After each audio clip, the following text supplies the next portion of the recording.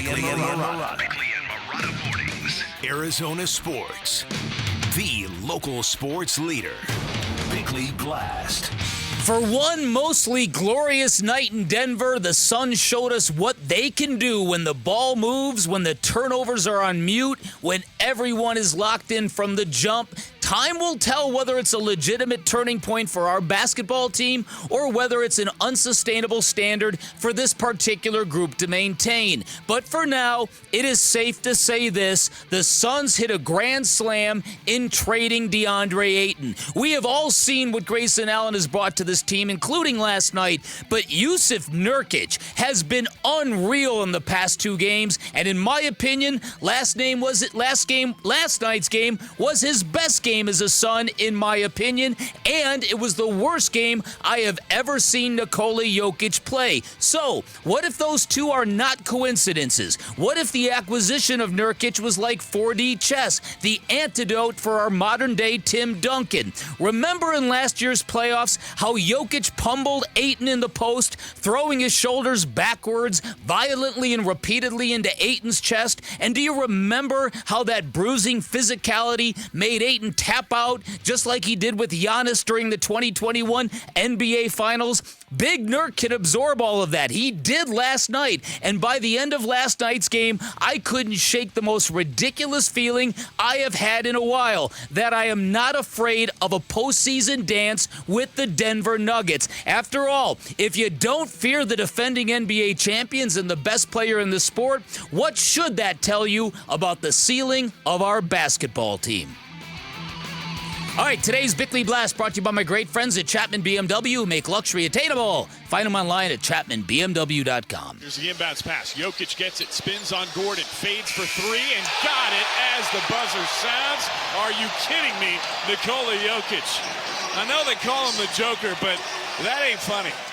That's a John Bloom on the buzzer beater Jokić hit, which was kind of his highlight last night. Mm-hmm. That was about it. Yeah. And I think Jokić, in the moment, in the urgency, especially after Nurk started compiling foul issues late in the game, he got more effective. And the stat line looks kind of really respectable. But like you said, there's always been this feeling that if you let and give Nikola Jokić the ability to score, but really limitate his ability to facilitate, then you might get lesser of a player, and you might find a much more beatable Nuggets team.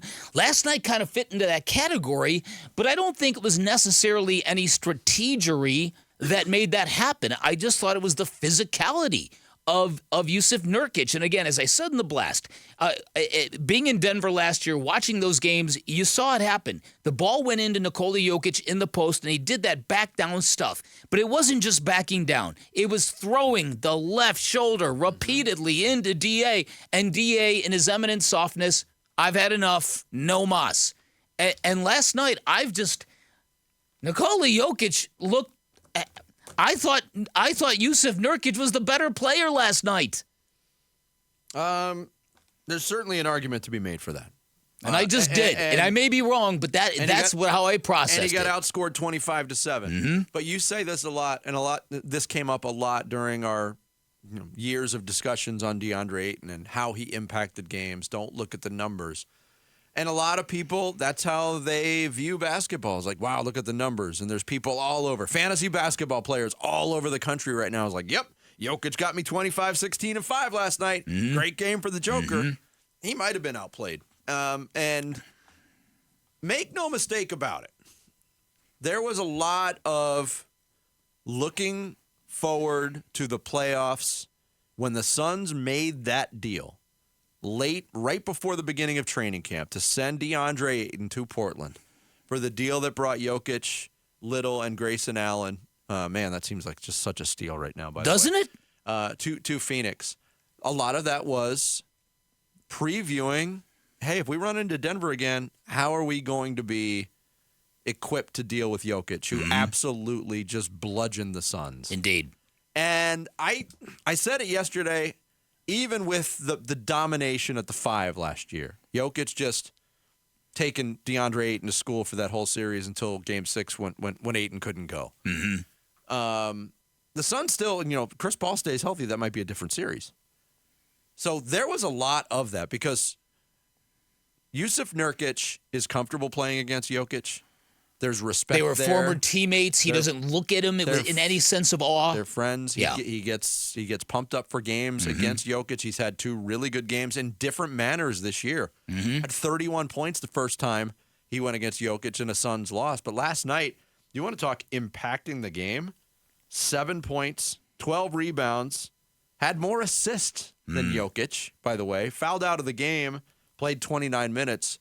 But his fingerprints were way more on that game for the Suns side than Jokic's were on Denver's As you side. pointed out, Jokic, 7 turnovers. 7 turnovers, Yeah, minus this is- 13, which is his 5th lowest plus-minus of the year. So I'm not doing this to flex, but I'm going to tell you a quick story from that incredible night over the summer that I spent hanging with Evander Holyfield on that ship. Okay, I just got to do this because the subject of Mike Tyson came up, and the subject, Evander.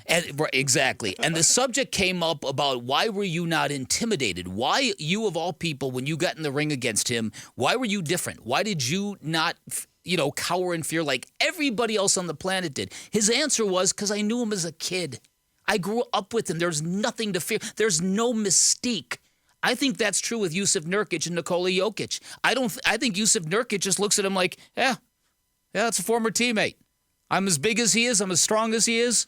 And I think Nikola Jokić did not look comfortable last night. And last year during the playoff series, he looked 150% comfortable. Doing all that ball stuff and the tricks and this and that. He was not comfortable Pushing Matt last night. Ishbia. He was comfortable. Yes. And so I think in this case here, this is just, to me, I hope this wasn't just one night. I really hope this wasn't the desperation and the fear and the, oh my goodness, we could get our doors blown off tonight if we're not on it. I really hope this is a new beginning because that locked in. Those are the 2 words to me that really jumped out at me from the very beginning. Well, the other thing that's standing out right now about Nurkić is his ability to play through stuff. Gets hurt against Houston, comes back against Oklahoma City, and absolutely dominated Chet Holmgren. 31 rebounds in that game where it was a game where he might not have played. He was on the injury report last night, too, for a completely different issue. Not only plays... Which is amazing because his reputation coming into the season was a guy who does not play. Well, he had a serious leg injury, which derailed his career at a certain point in Portland. He's been the most durable Phoenix Sun this year. And a guy who's played through the most this year. He's had a lot of injuries. Guy got punched in the face a couple times. If you went MVP of the season for the Phoenix Suns right now, I don't know what the list would look like, but Jusuf Nurkić 3 might stars be. for the season. Yeah. And to think there were people who are like, you gave up DA for that dude? And I will say this, too, piggybacking on a point that I made.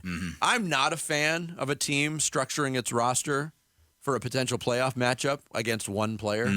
The Suns, everybody was talking about that after the finals. Well, how are you going to beat Giannis? You're really going to tailor your Western Conference team's roster for a potential finals trip against Giannis? You don't do it. It makes a little bit more sense when it's within the conference, but there's no guarantee you're going to play the Nuggets. It's lining up right now. No, but if you do play him, you don't want to better shape. Yeah, you don't want to sit there dealing with the same issue you had the year before. And then you're like, why didn't we do something about that? Yeah. Thanks for watching Bickley and Murata. Click to see the latest Bickley Blast and hit the button in the middle to subscribe to Arizona Sports.